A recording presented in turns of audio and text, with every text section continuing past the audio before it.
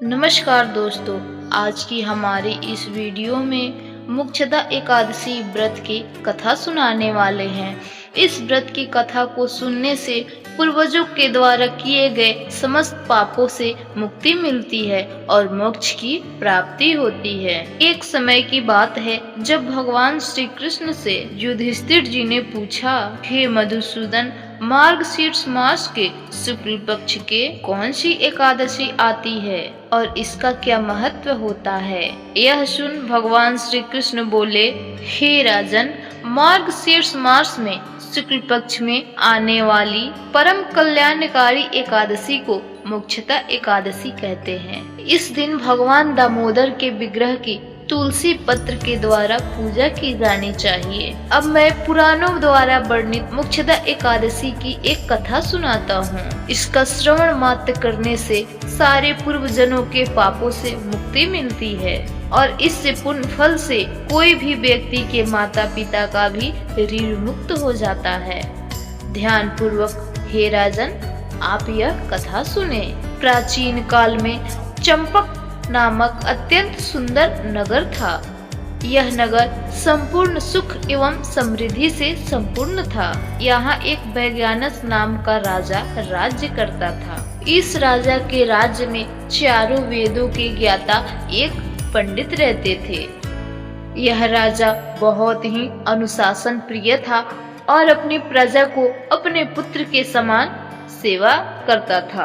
एक बार राजा ने रात्रि में एक स्वप्न देखा कि उसके पिता नरक में कष्ट झेल रहे हैं। उसे बहुत बड़ा आश्चर्य लगा। प्रातःकाल उठने के बाद वह उस विद्वान के पास गया और उस विद्वान को अपना स्वप्न सुनाने लगा।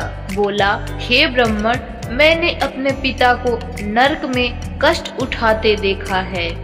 उन्होंने मुझसे कहा, हे पुत्र, मैं नरक में कष्ट झेल रहा हूँ, यहाँ से तुम ही मुझे मुक्त करा सकते हो। जब से मैंने पिता की यह वचन सुनी है, तब से मैं बहुत बेचैन हूँ। मुझे इस राज्य में पुत्र, धन, स्त्री, हाथी, घोड़ा, वैभव आदि में कुछ भी सुख प्राप्त नहीं हो रहा। मैं क्या करूँ?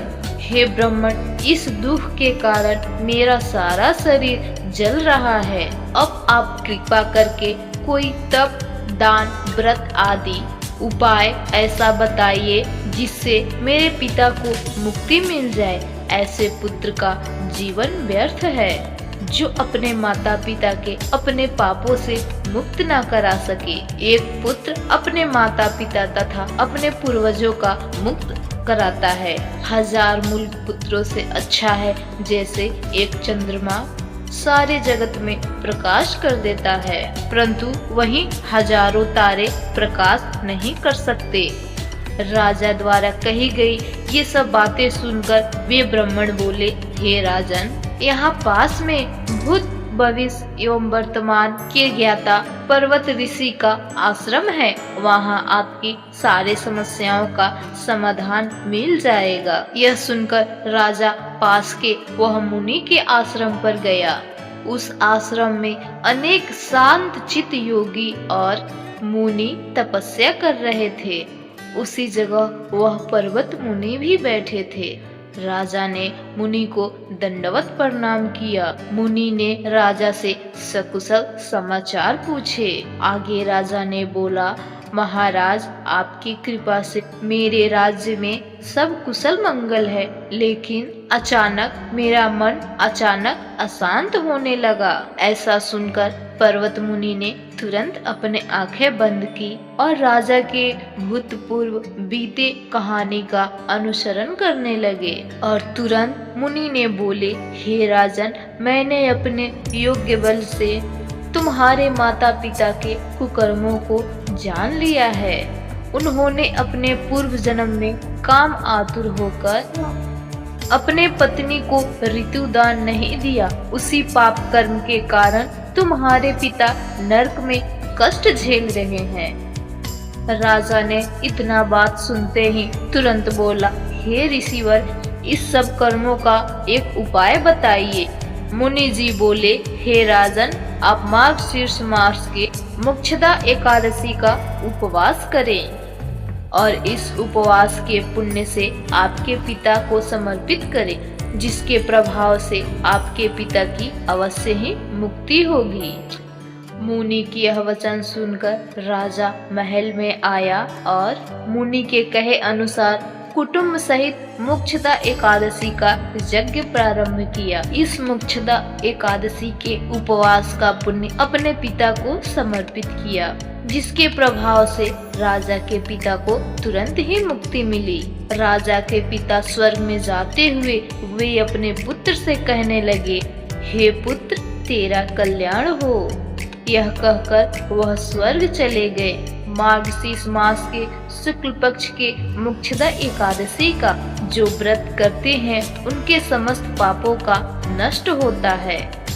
इस कथा को पढ़ने या सुनने से आपको समस्त जीवन का कष्टों से मुक्ति मिलती है। यह व्रत उपवास करने से आपकी सारी मनोकामनाएं भी पूर्ण होती है। मोक्षदा एकादशी के दिन ही भगवान श्री कृष्ण ने अर्जुन को श्रीमद् भागवत गीता का उपदेश दिए थे। इस एकादशी के दिन को गीता जयंती के नाम से भी जाना जाता है। इस दिन का मुख्य उपदेश यह है कि भगवत गीता ग्रंथ का उपदेश ज्ञान हर एक मनुष्य अपने घर परिवार में कहे और इस कथा को जरूर सुने। दोस्तों, उम्मीद करती हूँ ये कथा आपको बहुत पसंद आई होगी, तो वीडियो को लाइक कीजिएगा और अपने फैमिली फ्रेंड में शेयर जरूर कीजिएगा। इस चैनल पर अगर आप नए हो तो चैनल को जरूर सब्सक्राइब कीजिएगा आने वाले वीडियो के नोटिफिकेशन के लिए। जय श्री कृष्णा दोस्तों।